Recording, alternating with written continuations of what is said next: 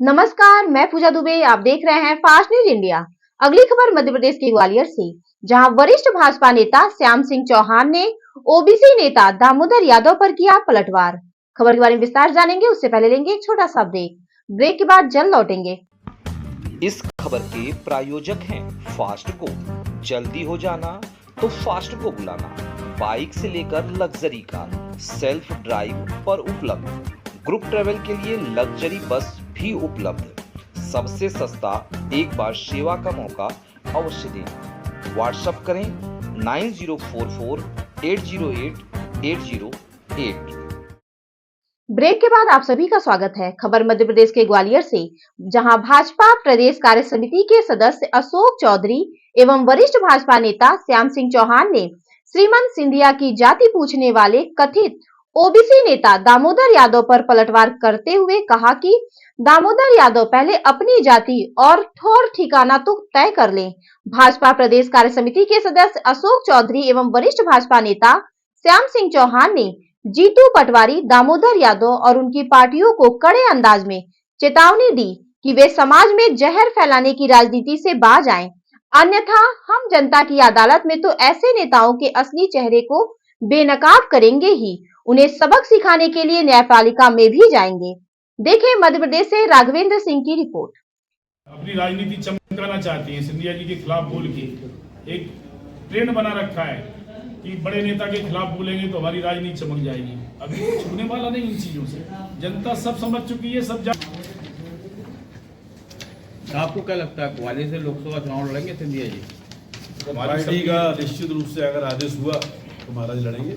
बाकी मैं समझता हूँ कि हम सब लोग पब्लिक के उसमें रहते हैं, आप लोग भी सब रहते हैं, सब लोग चाहते हैं कि महाराज जरूरत है। जब वो इतना देश में काम कर रहे हैं, मंत्रालय जो उनको मिला उसमें उन्होंने काम करके दिखाया, तो ग्वालियर की तो अगर पूछा जाए तो निश्चित रूप से ग्वालियर का विकास अगर कोई कर सकता है तो सिंधिया परिवार कर सकता है। हम सबका बाकी जनता की भावना है, हम लोगों की सबकी भावना है कि वो यहाँ से चुनाव लड़ें, क्योंकि ये हेडक्वार्टर है, संभाग प्लेस है। सारा जो मैसेज जाता है और जो विकास के जो काम होते हैं वो यहाँ मेन जगह है, यहाँ से चुनाव लड़ेंगे। जगह करते हैं, सभी जगह करते हैं, सभी जगह जाते हैं। तो ये जो भी काम उन्हें मिलता है या जो यहाँ को समान रूप से देखते हैं और बराबर सबकी चिंता रखते हैं।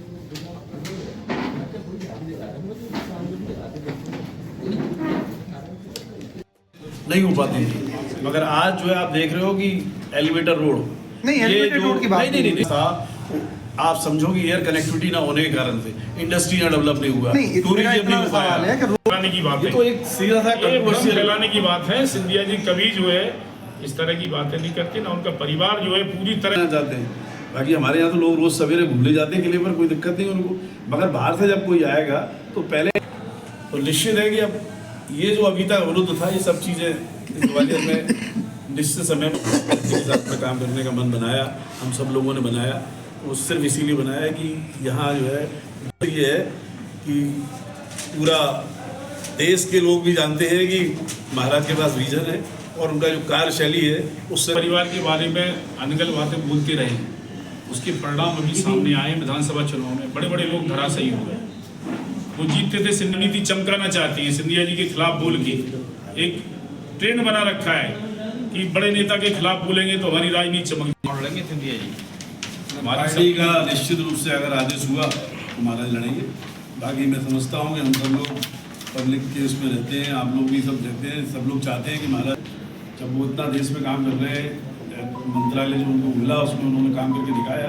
ग्वालियर की तो अगर पूछा जाए तो निश्चित रूप से ग्वालियर का विकास पार्टी का जो भी फैसला होगा मान्य होगा। महाराज पार्टी को तय करना ही, बाकी जनता की भावना है। हम लोग देखिए, विधानसभा चुनाव से पहले हमारी आपकी सबसे मुलाकात हुई थी, भेंट हुई थी, लेकिन 3-4 महीने पहले जो मुलाकात हुई थी, अब चूँकि चुनाव हो चुके हैं, अगला लोकसभा का चुनाव आने वाला है, तो हमारी आप लोगों से राम राम नहीं हुई थी, भेंट नहीं हुई थी। इसलिए आपको सबको हमने आमंत्रित किया, आपसे सबसे मिलने की हमारी इच्छा थी। दूसरा, अभी कुछ दिन पूर्व मध्य प्रदेश कांग्रेस के अध्यक्ष यहाँ ग्वालियर आए थे और उन्होंने कुछ सिंधिया जी के विषय में अनगल टिप्पणी की थी, उनके लोगों के विषय में अनगल टिप्पणी की थी। उन्होंने कहा था कि सिंधिया जी के साथ इतने लोग आए और अब इतने रह गए, इतनों को पद नहीं रहा। तो मैं ये बताना चाहता हूँ उनको कि सिंधिया जी और सिंधिया जी के साथ जो लोग आए वो कभी किसी पद के लिए नहीं आए, पद के लालच में नहीं आए। सिंधिया परिवार कभी किसी पद का मुहताज नहीं है और ना पद के लिए राजनीति करते। वो तो सच्चे जनसेवक हैं और 1.5 अरब जनता के वो सेवक हैं, भारत माता के सच्चे सपूत हैं। उनके विषय में लोग ये कहते हैं, वो पूछना चाहते हैं कौन सी जाति है। एक छुटवैया नेता हैं, वो अपनी राजनीति चमकाने के लिए कह रहे हैं कि सिंधिया जी की कौन सी जाति है। अरे भैया, अब जातिवाद की राजनीति ये नहीं चल रही है, अब देश दूसरी तरफ जा रहा है। जनता क्या चाह रही है? जनता विकास चाह रही है। जनता की भावना को समझो, जातिगत आधार पर राजनीति की बातें बंद करो। और तुम्हारी क्या हैसियत है सिवड़ा में? माँ 3-4 बार चुनाव लड़े, कई दलों से लड़े, फिर भी जहाँ के तहाँ रह गए। ग्वालियर से चुनाव लड़ेंगे, ये करेंगे, वो करेंगे, इस तरह की अनगल बातें करके। पटवारी ने कहा है कि सिंधिया के साथ जो बड़े नेता गए थे उनमें से केवल 6 लोगों को पद मिल पाया, बाकी सब घर में। तो क्या पद के लिए राजनीति होती है? पहले तो ये एक मिनट, पहले तो आप ये बताइए कि पटवारी जी जो बोल रहे हैं, पटवारी जी पहले ये पटवारी ने आरोप लगाया था सिंधिया जी के साथ में जो 60 से 70 बड़े नेता गए थे उनमें से केवल 6 लोग पद प्रतिष्ठा पे हैं, बाकी सब लोग घर बैठे हैं। तो पहले अपने समर्थकों की चिंता करें सिंधिया। नहीं, वो चिंता समर्थक, हम लोग सब यहाँ सब भारतीय जनता पार्टी में एक समान है। हम सब कार्यकर्ता हैं, कहीं कोई दिक्कत नहीं है। और सिंधिया जी का, सिंधिया परिवार का जहाँ तक प्रश्न है, सिंधिया परिवार कभी किसी पद के लिए लालची नहीं रहा, ना पद के लिए उन्होंने राजनीति की। वो तो जनसेवक हैं और जनता की सेवा करते हैं।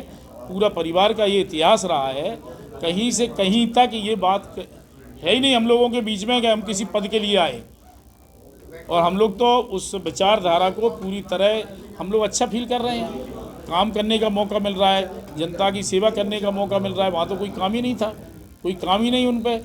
डपोल संघ के नेता हुए, वो तो वहाँ के सब खोखले नेता बैठे हैं, वहाँ कुछ काम ही नहीं उनके पास।